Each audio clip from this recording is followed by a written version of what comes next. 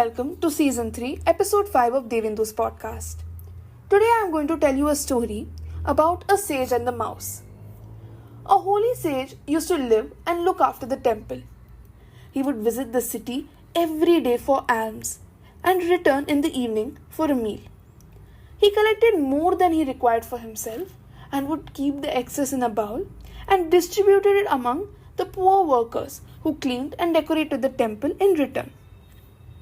There was a mouse who lived in the hole of a temple and would creep in every day and steal some of the food from the bowl. When the sage realized that a mouse had been stealing the food, he tried all the ways to stop it. He hung the bowl as high as he could and even tried to beat the mouse with a stick. But the mouse would find some or the other way to reach the bowl and steal some food. One day, a beggar came to visit the temple and the sage. But the sage was absent-minded and looked for an opportunity to hit the mouse with his stick as it came again. This made the beggar angry. "I will not visit your temple again, for you are giving only vague and abstract replies to my queries. You seem to be preoccupied with something more important than talking to me." The sage humbly explained his troubles and how the mouse keeps stealing from him somehow or the other. This mouse would even put a cat or a monkey to shame when it comes to jumping and reaching my bowl. I have tried everything.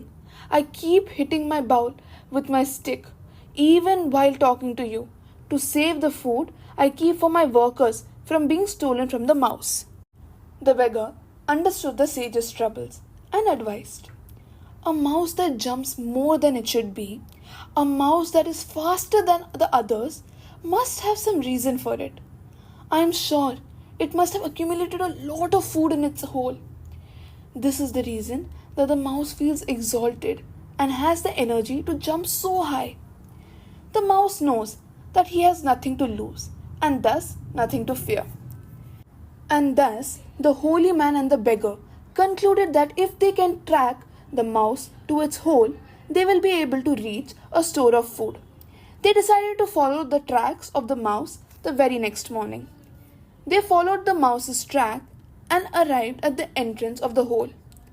At once, they started digging with a pickaxe and uncovered a huge collection of food stored by the mouse, which it guarded.